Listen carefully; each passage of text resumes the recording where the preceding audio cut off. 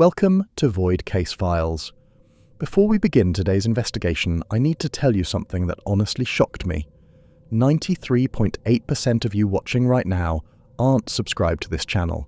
If you're enjoying these deep dives into the unexplained, hit that subscribe button right now. We're setting a goal to reach 1,000 subscribers by the new year, and we're posting daily videos to bring you the most chilling, verified cases we can find. Your support makes these investigations possible. Now, imagine walking through the ancient, towering forests of the Pacific Northwest, only to encounter something truly beyond comprehension. For years, Forest Service rangers have guarded secrets of the mountains, hushed accounts of strange disappearances, unsettling phenomena, and encounters with the unknown that have no rational explanation. These aren't just stories. These are chilling truths from the wilderness you need to hear. Today's case will change how you think about national parks forever. June 24th, 2006. A Saturday morning in Western Washington. The kind of day that makes people forget the region's reputation for rain and remember why they moved here in the first place. Clear skies stretched over the Olympic Peninsula, sunlight filtering through the towering Douglas firs that have stood sentinel over these mountains for centuries. The temperature was climbing toward a comfortable 72 degrees. Perfect hiking weather. At Olympic National Park Staircase Ranger Station, about 30 minutes outside the tiny Hood Canal town of Hoodsport, Park Ranger Sanny Lustig was making her morning rounds. The station sits at the end of a winding gravel road that follows the eastern shore of Lake Cushman, before climbing into the mountains. Cell phone service is sparse here. GPS struggles to maintain signal beneath the dense canopy. It's the kind of place where modern technology quietly admits defeat, and people remember that wilderness means something more than just outdoor recreation area. Around mid-morning, Lustig heard music blaring from the parking area. Not the distant sound of a car radio from inside a vehicle, but loud music echoing off the trees, the kind that carries across the campground and disturbs other visitors. She walked over to investigate and found a man standing beside a silver 2005 Ford Thunderbird convertible, organizing items in preparation for a hike. I could actually hear the music playing in his car, so I went out to see what was going on, Lustig would later tell investigators. I had a brief conversation with him and asked him to turn down the music. I got the sense he was going for a hike. The man was friendly, immediately apologetic. He was wearing a bright Hawaiian shirt in green and blue, the kind of shirt that practically announced, "I'm here to enjoy myself," along with khaki pants and sandals. Not hiking boots. Sandals. He carried only a camera, one of those mid-2000s digital models that was nice but not professional grade. The kind of camera someone brings along to capture memories of a pleasant afternoon walk. He smiled, turned down the music, and headed toward the trailhead. Ranger Lustig returned to her duties at the station, thinking nothing more of the encounter. It was the kind of interaction she had dozens of times each summer weekend. Cheerful visitors, brief reminders about park regulations, everyone going about their day. That man was Gilbert Mark Gilman. He was 47 years old, and that brief, unremarkable conversation would be the last time anyone saw him alive. To understand why Gilbert Gilman's disappearance is so deeply unsettling, you need to understand who Gilbert Gilman was. This wasn't an inexperienced hiker who bit off more than he could chew. This wasn't a tourist who underestimated the wilderness. This was someone who, by any reasonable measure, should have been able to handle anything the Olympic wilderness could throw at him. Gilman was a former paratrooper who had served in the United States Army. His military service had taken him through some of the most rigorous training the armed forces offer. He'd learned to navigate by stars and compass, to survive with minimal equipment, to maintain operational effectiveness under extreme stress. But his service went deeper than basic military training. Gilman had worked as a military interrogator with assignments in counter-terrorism and counterintelligence operations. He had served in Iraq, Kuwait, and Somalia during some of the most volatile periods in those regions. He was fluent in Arabic, Russian, and Chinese, not just conversational, but truly fluent, the kind of language mastery that comes from intensive training and immersion. He had worked with the United Nations on international projects. He had travelled extensively throughout his career: Belgium, the United Kingdom, China, Panama, Israel. always in roles that required discretion, intelligence, and the ability to operate in uncertain environments. His career had eventually transitioned from military intelligence to government administration. At the time of his disappearance, Gilman held the position of Deputy Director of the Washington State Pension Fund. He had recently relocated from New York to Washington State to take the position. By all accounts, he was settling in well, performing competently in a role that required managing significant financial resources and navigating complex government bureaucracy.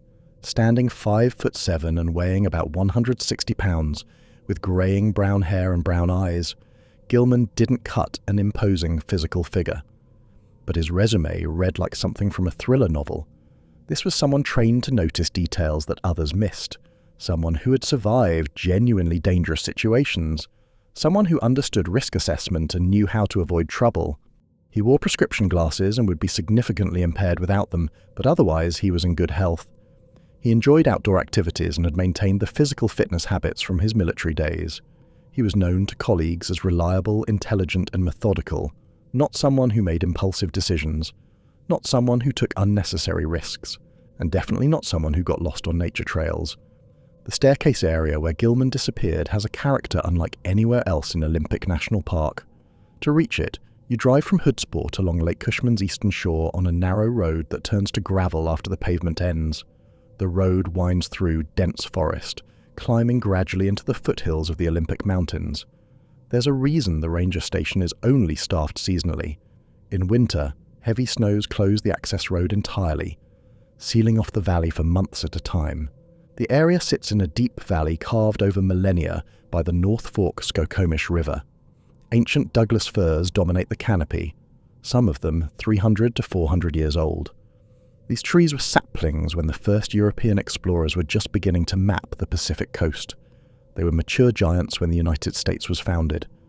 They've witnessed centuries of change, remaining essentially unchanged themselves.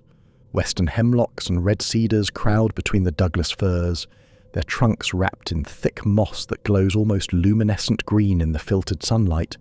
The understory is a tangle of ferns, sword ferns, lady ferns, deer ferns, their fronds creating a carpet of green that muffles sound and hides the forest floor.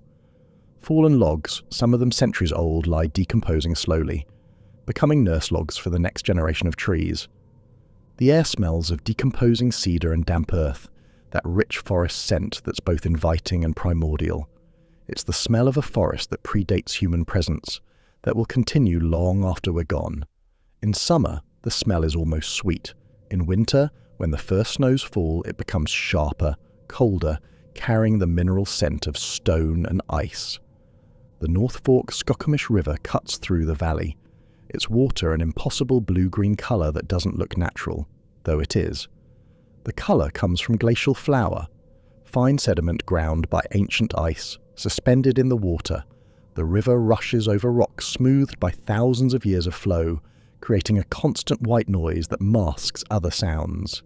Stand beside the river, and you can't hear someone calling from 50 feet away. The Staircase Rapids Loop Trail begins just across from the ranger station. It's 2.1 miles of gentle, well-maintained path that the Park Service rates as easy for difficulty.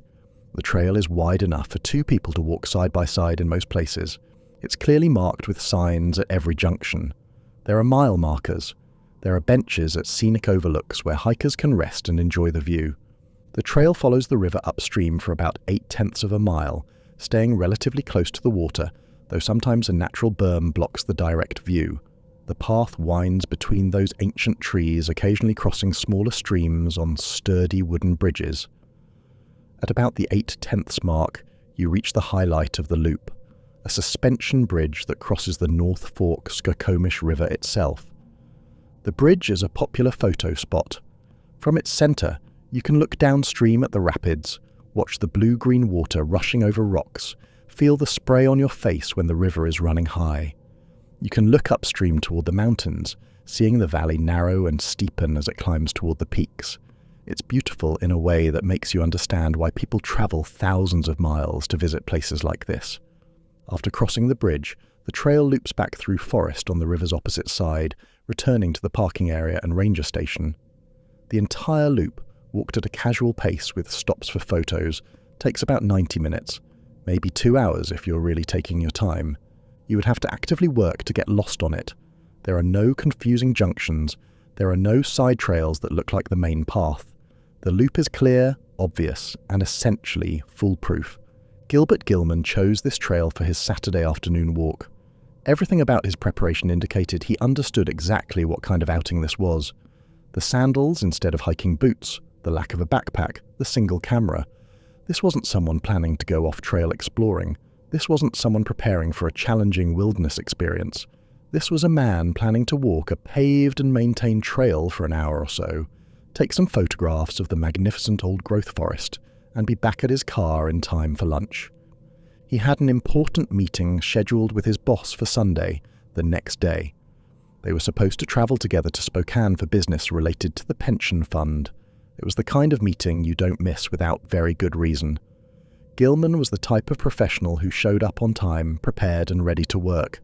His boss, Sandy Matheson, was expecting him to be ready bright and early Sunday morning. There was no reason for Gilman to extend his hike, no reason to take risks, no reason to do anything except enjoy a pleasant walk through beautiful forest and then head home to prepare for his work commitment the next day. Ranger Lustig watched him head toward the trailhead that morning. The music was turned down. He seemed relaxed and happy. He disappeared into the trees, camera in hand, and he never came back. Sunday morning arrived. Sandy Matheson waited for Gilman to show up for their scheduled departure to Spokane. When he didn't arrive, Matheson tried calling. No answer. He tried again, and again. By Sunday afternoon, concern was turning to worry. This wasn't like Gilman. He didn't miss meetings. He didn't blow off work commitments. He didn't fail to communicate if something had come up. By Monday morning, when Gilman still hadn't made contact and still wasn't answering his phone, Matheson contacted authorities. Something was wrong. They needed to find him. Rangers checked the staircase parking area Monday afternoon and found Gilman's silver Thunderbird convertible exactly where he'd left it Saturday morning. The car was unlocked. The keys were inside, sitting in the center console. His wallet was there. His cell phone was there, the battery dead after 2 days. Everything you'd expect to find in someone's car was present and undisturbed. Nothing about the vehicle suggested distress or hurry. It looked exactly like what you'd see if someone had parked, stepped away for a moment, and would be right back. Except Gilman had been gone for more than 48 hours. The car's location told rangers exactly where to start their search. Gilman had parked at staircase. He'd told Ranger Lustig he was going for a hike. The obvious assumption was that he'd gone onto the Staircase Rapids Loop Trail, the main trail right there, and something had happened. The official search launched on Tuesday, June 27th at noon. Gilman had now been missing for 3 full days and 2 nights, in Olympic National Park's wilderness. That's a serious amount of time. Even in summer, nighttime temperatures in the valley can drop into the 40s. There's the river, which is cold enough to cause hypothermia in minutes if someone fell in. There are steep hillsides where someone could fall and be injured. There are hundreds of ways for things to go wrong in wilderness. But there was reason for optimism. 3 days isn't insurmountable. People have survived much longer in worse conditions. Gilman had survival training. He was in good health. If he was injured somewhere, on or near the trail, they would find him. Search and rescue teams in Olympic National Park are experienced and well-equipped. They know this terrain. They've successfully located missing hikers many times before. The search began with what's always the first step: tracking dogs. These aren't pet dogs. These are highly trained search and rescue animals, usually German shepherds or bloodhounds, that have spent years learning to follow human scent trails through wilderness. They can track a person across miles of terrain, through streams, over rocks, through areas where no human searcher would detect anything. The handlers brought the dogs to Gilman's car, let them smell items that would carry his scent: clothing, the seats, the steering wheel. The dogs immediately began working, noses to the ground, moving toward the trailhead. This was promising. The dogs were picking up something, but then within a few hundred feet of the parking area, the dogs stopped. They circled, confused. The handlers gave them more time, more encouragement. The dogs tried different directions, doubled back, tried again. They couldn't find a trail, or rather, They found several conflicting scent trails that didn't make sense, trails that dead-ended or circled back on themselves or simply vanished. This was unusual. These dogs find people lost in avalanches, buried under debris, hiding in dense brush. They're remarkably effective, but in the staircase area they seemed unable to establish a clear direction. The search expanded beyond just the dogs. Teams of rangers and volunteers began systematically covering the Staircase Rapids Loop Trail itself, then branching out to nearby trails, then moving into the off-trail areas. The search radius grew to 2.5 miles from the ranger station, covering hundreds of acres of forest. 2 rangers hiked all the way to Wagon Wheel Lake, a remote backcountry area several miles from the trailhead, and stayed overnight to search from that location. The thinking was that maybe, somehow, Gilman had gone much farther than his casual preparation suggested. Maybe he'd decided to extend his hike and had gotten into trouble in the more remote areas. They found nothing. Helicopters were brought in on day 3. Olympic National Park has some of the most rugged terrain in the lower 48, with steep valleys and dense canopy that makes aerial searching difficult. But helicopters provide the ability to cover large areas quickly and to spot things ground searchers might miss. Bright clothing caught in trees, disturbed ground visible from above, areas where someone might have fallen. The helicopters flew grid patterns over the search area, their crews scanning the forest below.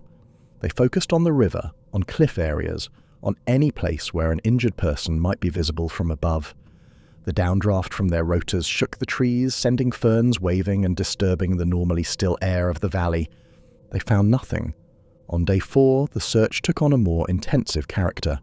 A plane equipped with FLIR technology, forward-looking infrared, was deployed. This is thermal imaging that can detect heat signatures through forest canopy. If Gilman was out there alive, even if he was unconscious, even if he was sheltering under dense vegetation, the FLIR should detect his body heat. The plane flew careful grid patterns at various altitudes, the thermal cameras scanning the forest below. The technology is remarkably sensitive. It can detect the heat signature of a deer bedded down under thick cover. It can find people hiding in buildings during police operations. It can locate bodies in disaster zones. In the staircase search area, it detected nothing human. Deer, yes. Other wildlife, certainly. But no human heat signature anywhere within the expanded search radius. By day 5, the effort had grown to involve 62 searchers on the ground. Firefighters from Lake Crush Fire Department volunteered their time and expertise. 2 specialized canine units from Grays Harbor County arrived with fresh dogs that hadn't yet been exposed to the staircase area. Sometimes a fresh team can pick up things that earlier teams missed. The search teams moved through the forest in organized lines, maintaining visual contact with each other, checking every hollow, every log pile, every depression where an injured person might have taken shelter. They searched the riverbanks carefully, looking for any sign that someone had entered the water. They checked beneath overhanging banks where a body might have washed up. They examined every obvious hazard, cliff edges, steep slopes, areas of unstable ground. The terrain around Staircase varies dramatically. The valley floor where the main trails run is relatively gentle, covered in that lush understory of ferns and moss. But climb up the valley walls and you quickly encounter steep hillsides covered in salal and huckleberry so thick you can't see your feet. There are cliffs of crumbling rock. There are ravines choked with vine maple and devil's club. There are areas where visibility drops to a few feet, and where falling would be both easy and potentially fatal. But all of these hazardous areas are well away from the Staircase Rapids Loop Trail. To reach them from where Gilman started, you'd have to deliberately leave the maintained path and push through increasingly difficult terrain. There would be no reason for a casual day hiker to do that. The search teams checked these areas anyway. They're thorough. They know that people do inexplicable things sometimes. Maybe Gilman saw wildlife and followed it off trail. Maybe he thought he could get a better photo from a different vantage point. Maybe something we can't imagine drew him away from the trail. They found no evidence he'd gone into any of these difficult areas. No broken branches at human height, showing where someone pushed through. No disturbed ground, no scuff marks on rocks, no fabric caught on thorns. Nothing. After 10 days of intensive, systematic searching, after deploying every resource available, after covering every accessible area within miles of the last known location, the US Forest Service made the difficult decision to suspend active search operations. They had found nothing, not a single footprint beyond those in the immediate parking area, not a piece of torn fabric caught on a branch, not a dropped item, not a disturbed stone that might show where someone stepped. The camera Gilman had been carrying was gone, his prescription glasses were gone, his body was gone. Gilbert Gilman had vanished as completely as if he'd never existed. The official statement used careful language. The search was being suspended, not ended. If new information came to light, it could be resumed. But the practical reality was clear. They had done everything possible and found nothing. At some point, you have to accept that more searching in the same areas isn't going to produce different results. Gilbert Gilman's mother spoke to reporters, her voice shaking with incomprehension. "It's hard to imagine a person can just disappear," she said. But he had. Completely. In one of the most thorough searches Olympic National Park had ever conducted, trained professionals with dogs, helicopters, and thermal imaging had found absolutely no trace of a man who had walked into the forest 3 days earlier. The official reports were professional and thorough. They documented every phase of the search, every resource deployed, every area covered. They noted the weather conditions, clear and mild, no sudden storms that might have caused disorientation. They noted Gilman's background and capabilities. They listed all the possibilities considered. What the official reports didn't include were the quiet conversations happening among the search teams at the end of each day, the experiences people were having, but weren't quite comfortable putting into formal documentation. Multiple search team members reported feeling disoriented despite having GPS units and compasses. These were experienced wilderness searchers, people who navigate backcountry regularly, who trust their instruments and their training. But in certain sections of the staircase search area, they found themselves confused about direction and distance. One ranger described searching what he thought was a new area, only to realize from his GPS track that he'd covered the same ground an hour earlier and had no memory of it. Another reported searching for what felt like 45 minutes, checking her watch expecting it to be mid-morning, and discovering it was early afternoon. Hours had passed that she couldn't account for. Time seemed to behave strangely in parts of that forest. Searchers would mark an area as covered, return to base camp, check their notes, and find that they had detailed notes about searching that area, but only fragmented memories of actually doing it. It was as if their bodies had gone through the motions while their minds were somewhere else. The search dogs, highly trained animals used to difficult work in challenging conditions, behaved in ways their handlers had never seen. In certain areas of the forest, the dogs would stop dead in their tracks.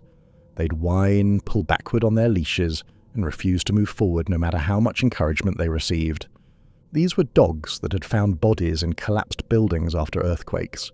Dogs that had tracked people through swamps and across avalanche debris. Dogs that had searched through the wreckage of disaster zones without hesitation. But something in sections of the staircase forest terrified them. One handler, a veteran with 15 years of search and rescue experience, said his dog had never behaved that way before.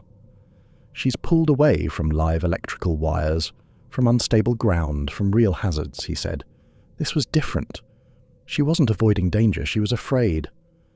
The search teams heard things in the forest that they couldn't explain, footsteps pacing them through the undergrowth just out of sight. The sound would match their rhythm. When they walked, the footsteps walked.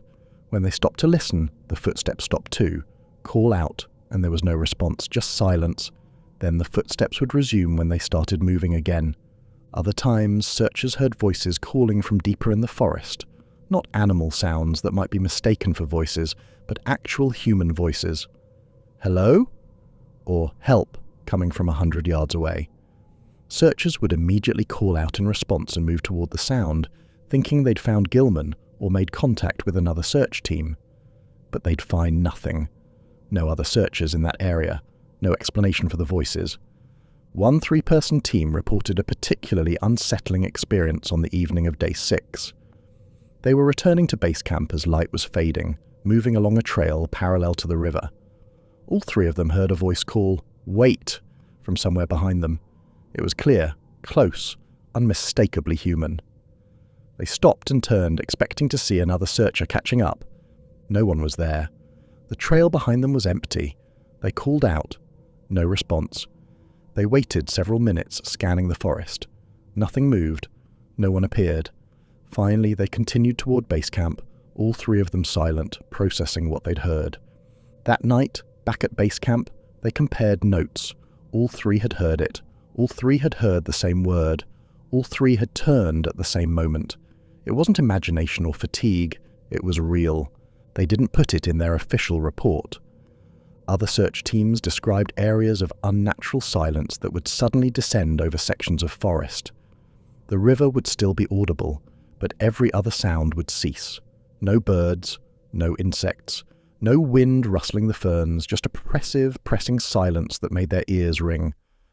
One searcher described it as feeling like being underwater, like the air itself had become thick and resistant. She said it was hard to breathe, though there was no physical reason for that. The silence would last minutes, sometimes longer, then would break as suddenly as it had arrived. Birds would resume calling. The normal sounds of the forest would return. But for those minutes of silence, she said, she felt like the forest itself was holding its breath, watching, waiting. A ranger who'd been with the Park Service for 22 years and had participated in dozens of search operations said the staircase search was unlike anything he'd experienced. We've looked for people in snowstorms, in avalanche zones, in areas where the terrain was actively trying to kill us, he said. This was different. The terrain wasn't dangerous, the weather was good. But something about that valley felt wrong. It felt like the forest didn't want us there, like we were intruding on something that didn't welcome intrusion. He described an encounter on day 7 that he's never fully been able to explain. He was searching along the riverbank in late afternoon, the light already fading under the heavy canopy. The river makes enough noise that you can't hear much else when you're near it, so he was relying heavily on visual scanning. He looked across to the opposite bank, maybe 50 yards away. Standing at the water's edge was a figure. At first glance, he thought it was another searcher, but something made him pause before calling out. The figure was too tall. The proportions weren't quite right. The way it stood was too still. No shifting weight, no natural movement at all. Just absolute motionless stillness, watching him across the water. He lifted his binoculars to get a better look. As he was raising them to his eyes, still looking at the figure with his naked vision, the proportions seemed to shift. It was there, clearly visible, impossibly still. He got the binoculars to his eyes, adjusted the focus, and in that brief moment, maybe 2 seconds, the figure vanished. Not walked away, not ducked behind cover. Vanished. He scanned the opposite bank with the binoculars, covering the area thoroughly. There was nowhere the figure could have gone that quickly. No trail at that point, no dense vegetation close enough to reach in 2 seconds. Just rocky riverbank and scattered trees. He crossed the river at the next safe spot, maybe 200 yards downstream, and hiked back to where the figure had been standing. The ground was rocky, covered with river cobbles. No footprints. No indication anyone had been there at all. He didn't report it. He wasn't sure what to report. I saw someone who wasn't there. Doesn't go in official documentation. He finished his search sector and returned to base camp, saying nothing. But that night, sitting around the camp with other searchers, someone else mentioned seeing something strange across the river. The description matched. The same wrongness of proportions, the same impossible stillness, the same sudden vanishing. They talked quietly away from the official command post, comparing notes. 4 different searchers on 3 different days had seen figures that didn't behave like people, all near the river, all watching them from a distance, all vanishing when the observers tried to get a better look. They didn't put any of it in their reports. These were experienced professionals who understood how their accounts would be received. They'd be dismissed as fatigue, as stress, as imagination. It would undermine the credibility of the entire search effort. So they stayed quiet, finished their assigned sectors, and went home with experiences they couldn't fully explain. After the active search was suspended and the search teams dispersed, senior park rangers held a private briefing. This wasn't an official meeting, no public record exists of it, no minutes were taken, but several people who attended have spoken about it in the years since. The conversation started with a review of the search itself, discussing what went well and what might be improved for future operations. But then it shifted to something else. One of the veteran rangers brought up the staircase area's history. "This isn't the first time," he said. The others knew what he meant. In the 1980s, 2 separate hikers had vanished from the staircase area under similar circumstances. Both were day hikers. Both were on established trails. Neither was ever found, despite extensive searches. Their cases remain unsolved. Between 1995 and 2006, there had been 42 search operations for lost hikers in Eastern Olympic National Park. Think about that number. 42 searches in 11 years, in a relatively small geographic area. That's one every few months. Most ended successfully, with people found alive and well, having gotten turned around and needing help finding their way back. 4 ended in fatalities: falls, drowning, medical emergencies. Tragic, but explicable. But one other search ended with the person never being found. Just gone, vanished into the forest, no trace ever discovered. Add Gilman to that list, and you have a pattern that's difficult to dismiss as coincidence. One of the rangers at that private briefing mentioned something that the others recognized immediately, though it's never discussed in official contexts. There's unofficial knowledge among rangers, passed down from experienced staff to new hires, about certain areas in Olympic National Park. This knowledge doesn't appear in training manuals or official procedures. It's shared quietly, usually during breaks or at the end of long shifts, in the careful way that experienced professionals educate newcomers about realities that don't fit in official documentation. There are places in the park where you don't stop to investigate strange sounds, areas where, if your radio fails, you immediately turn back rather than continuing your patrol. Sections of trail where experienced rangers refuse to work alone, even in broad daylight, even if they're armed and thoroughly trained. The staircase area has always been on that list. Every ranger who's worked there knows it. They don't talk about it with visitors because what would they say? Enjoy the trail, but be aware that people sometimes vanish here for no apparent reason. That's not helpful. That's not professional. That creates panic without providing useful information. But among themselves, rangers acknowledge the reality. The staircase valley has something wrong with it, something that doesn't fit in incident reports or scientific explanations, something that manifests in missing people and strange experiences and a persistent feeling of being unwelcome. One ranger, speaking years later on the condition of anonymity, described it this way: "Most wilderness feels indifferent to humans. You're just another animal passing through. It's not hostile, it's just there. But staircase feels different.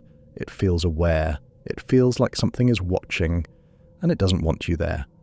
Most of the time, it's just a feeling, an unease, but sometimes people don't come back, and we're supposed to pretend that's normal, that it's just bad luck or poor preparation or unfortunate accidents. But those of us who work there know better." Another ranger mentioned the way technology behaves in certain parts of the staircase area. Compasses will spin slowly, unable to settle on magnetic north. GPS units will show locations that make no geographic sense, placing you on the opposite side of the valley from where you actually are, or showing your elevation as hundreds of feet higher or lower than reality. Radios crackle with interference that has no identifiable source. White noise that sometimes almost sounds like voices but never quite resolves into intelligible words. Cell phones are particularly unreliable. Even when they show signal bars, calls won't connect. Text messages don't send, or they send hours later, long after you've left the area. One ranger described trying to call out from the staircase area during an emergency. His phone showed full signal. The call appeared to connect, but there was only silence on the other end, or sometimes a sound like wind, even though the day was perfectly calm. These technological failures could be dismissed as normal challenges of wilderness communication. Mountains block signals. Dense forest interferes with GPS. Radio waves bounce unpredictably, except that the same equipment works fine in equally remote areas elsewhere in the park. It's specifically the staircase valley where things malfunction. Modern technology, so reliable everywhere else, becomes unreliable there. It's as if something about that place interferes with our tools, leaving us as vulnerable as explorers from a century ago who had nothing but compass and map. The forest itself contributes to the strangeness. Step 20 feet off the marked trail, and the vegetation swallows you completely. The ferns grow waist-high in places, hiding the forest floor. Fallen logs, some of them 4 or 5 feet in diameter, lie decomposing slowly, creating barriers that are difficult to cross. The moss grows so thick that it muffles sound and disguises the terrain. What looks like solid ground might be a rotting log covered in moss or a depression hidden under green growth. The canopy overhead is so dense that even at noon on a sunny day, the forest floor can feel like late evening. Light filters down in scattered beams, creating strong contrast between bright spots and deep shadow. Your eyes struggle to adjust, constantly moving between light and dark, making it hard to see clearly. Distances become difficult to judge. A tree that looks 30 feet away might be 50 feet, or it might be 15. Sound behaves strangely under that canopy. The river provides constant white noise that masks other sounds. The ferns and moss absorb sound, preventing echoes. Voices seem to come from the wrong direction, the sound bouncing off all those tree trunks in unpredictable ways. You can hear something clearly and move toward it, only to find nothing there. Or you can be within shouting distance of someone and never hear them call. All of these factors create an environment where disorientation is easy, and finding someone who's gotten off trail is extremely difficult. But they don't explain complete disappearances. They don't explain how someone can vanish without leaving any trace. They don't explain the consistent pattern of people going missing from this specific area with far greater frequency than elsewhere in the park. Rangers who work at Staircase often request transfers after a single season. The Park Service, without ever officially acknowledging the reasons, usually grants these requests. New rangers arrive, work the area for a few months, and quietly ask to be reassigned. The turnover is notable. When asked why they want to transfer, rangers give vague answers. The isolation gets to them. The area feels oppressive. They don't sleep well in the ranger housing there. They wake up in the middle of the night with the feeling that someone is watching the building, but there's never anyone outside. They hear sounds that don't match known wildlife. They feel uncomfortable in ways they struggle to articulate. After a few drinks off the record, some rangers become more specific. They talk about hearing music on still days, faint but clear, coming from somewhere in the forest.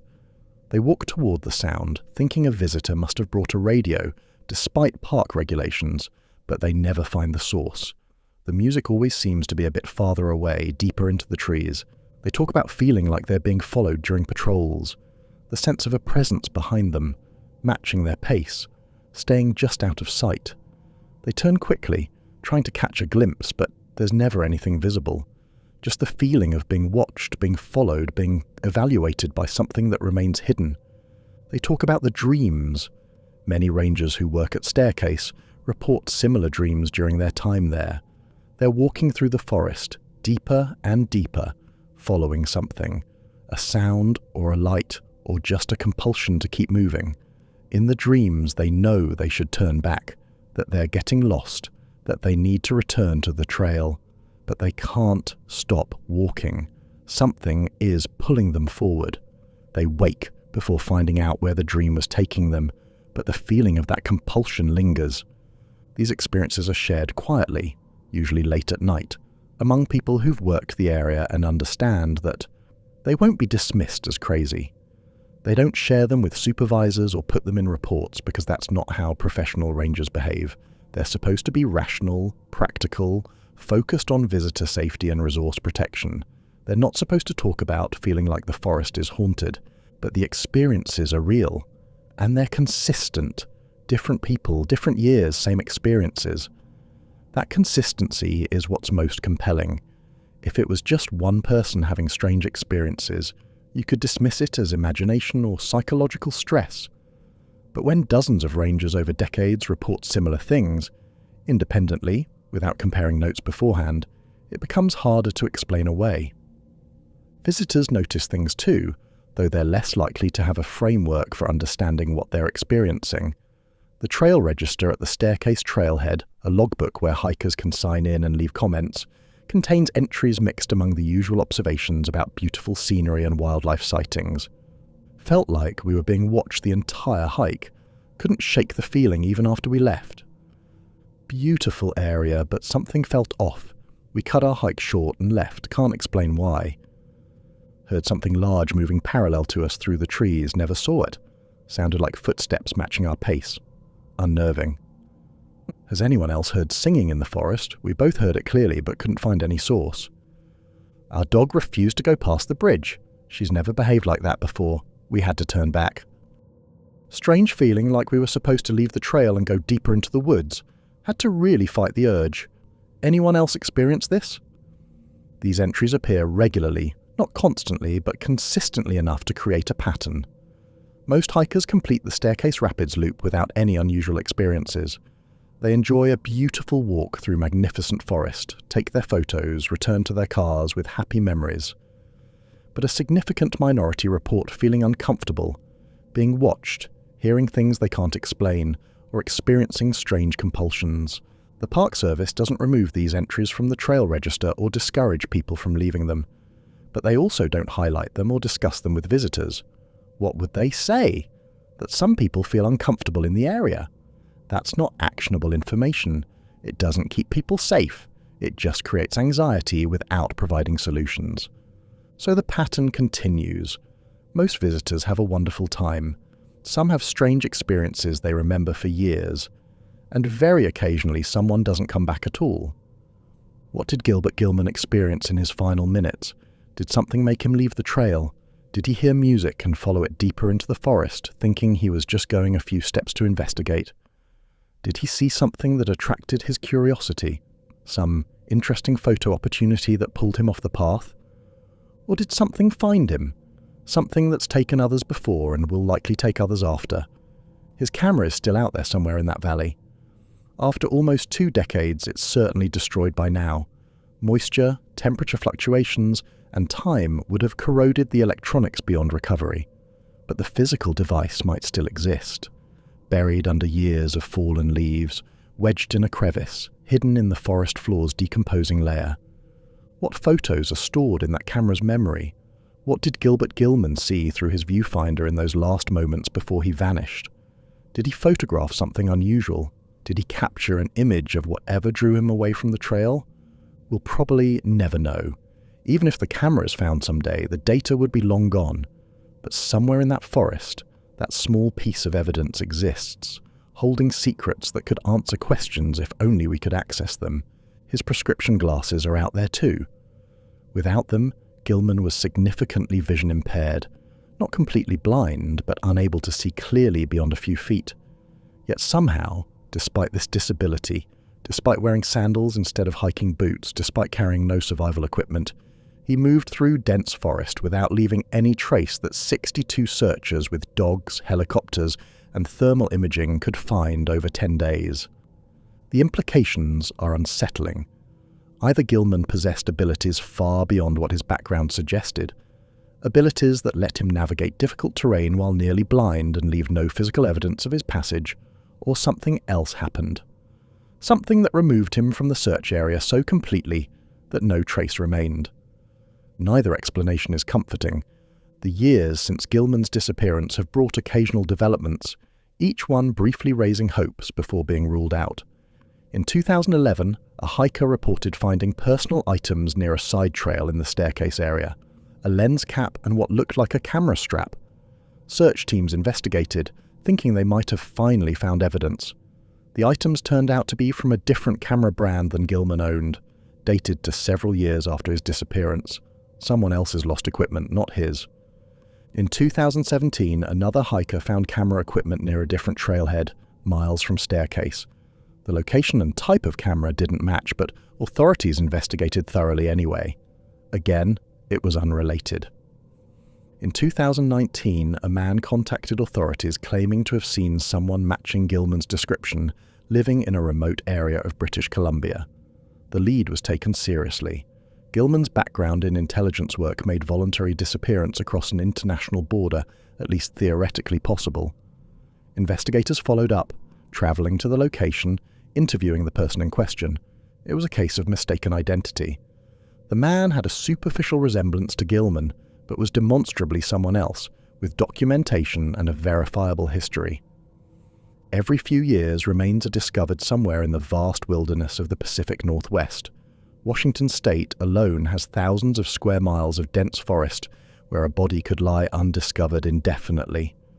Every time remains are found, Gilman's case is checked against them. Dental records are compared.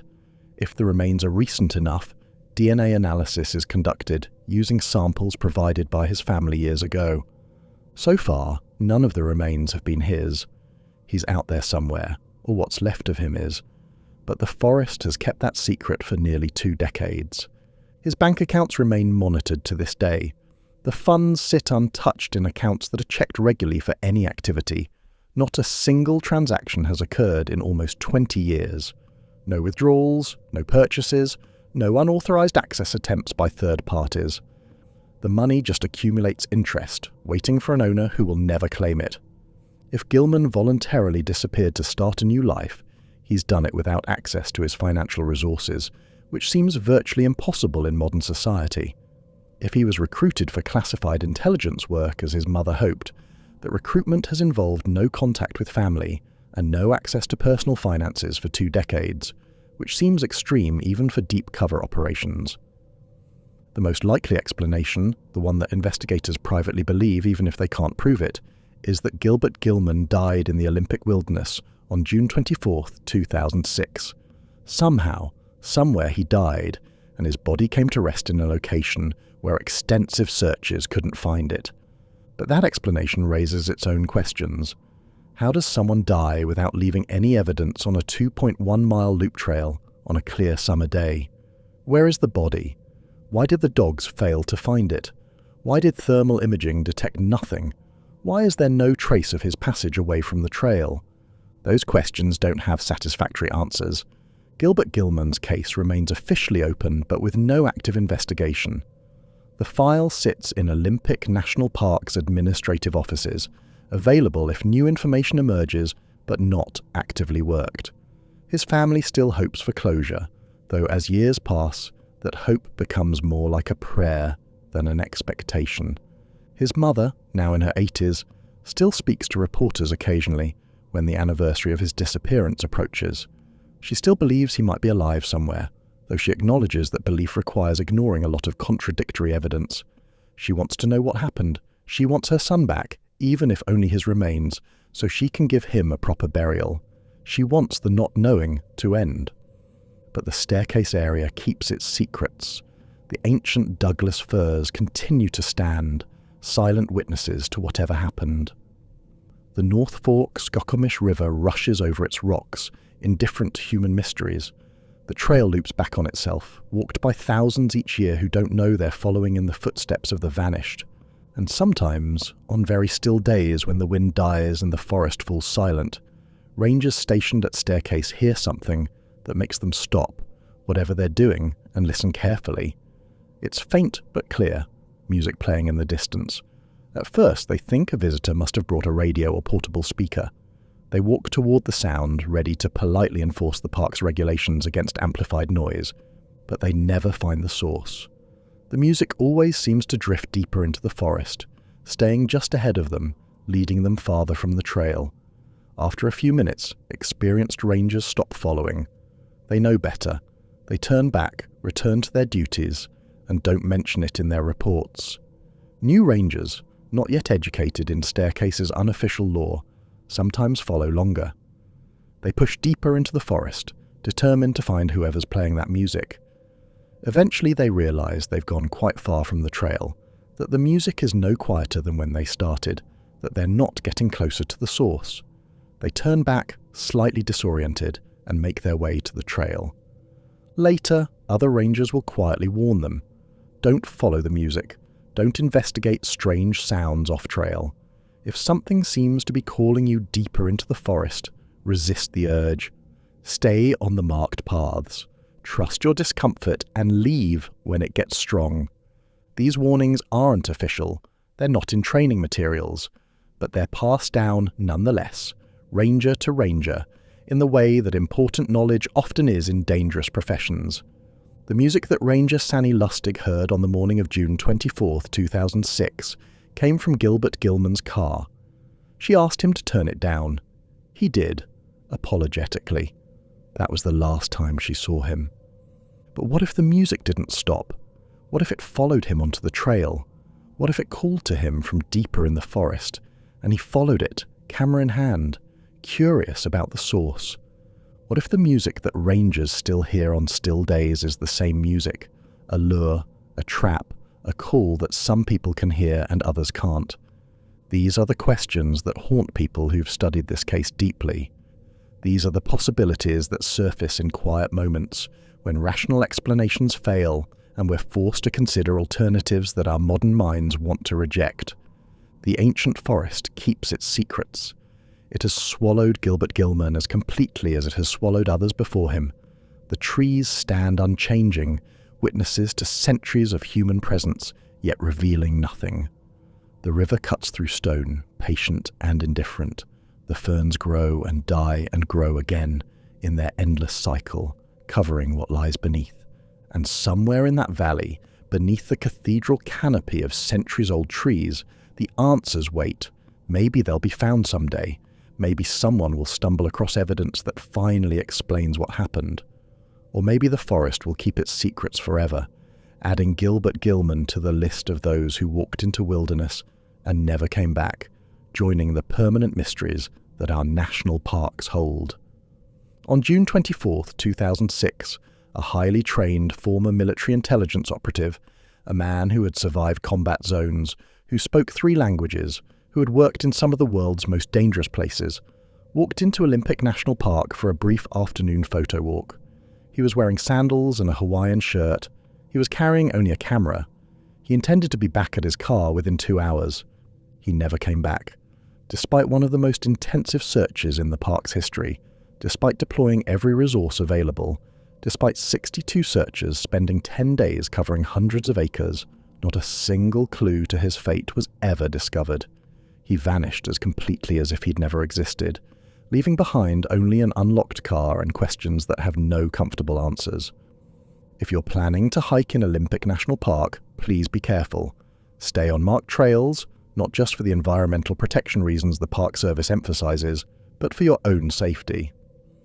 Let someone know your plans in detail before you go. Carry appropriate gear even for short hikes, because things can go wrong faster than you expect. Bring your phone even if you don't expect signal, because sometimes you'll get brief windows of connectivity. Tell someone what time you expect to be back, and make sure they'll notice if you're not. And if you ever find yourself on the Staircase Rapids Loop Trail, pay attention to your surroundings. Pay attention to what you hear. If you hear music playing in the distance, music that seems to be calling you deeper into the forest, don't follow it. If you feel a strange compulsion to leave the trail, to push through the ferns into the deeper forest, to explore areas that aren't on the map, resist that urge. Trust your discomfort. If something feels wrong, it probably is wrong. Turn around, go back to your car, leave the area, because something about that ancient forest doesn't let everyone leave, and we still don't know what it is. If you made it this far, please subscribe. We're aiming for 1,000 subscribers by the new year, and we're posting daily investigations into cases like this. Hit that notification bell so you never miss an episode. These are the stories that don't get told in mainstream media. The cases that are too strange or too unsettling to fit in comfortable narratives. But they're real. They happened. And they deserve to be investigated. If anyone watching this has any information about Gilbert Gilman's disappearance, if you were hiking in the Staircase area on June 24, 2006, if you found camera equipment in the years since, if you saw something unusual that you've never reported, please contact the Olympic National Park Service or the Mason County Sheriff's Office. Even information that seems insignificant might be the piece that finally solves this mystery. Gilbert Gilman's family deserves answers. They deserve closure. They deserve to bring him home. Until next time, stay curious, stay safe, and remember, not all who wander are lost, but in the Staircase area, many have tried to come back and couldn't find their way. This is Void Case Files.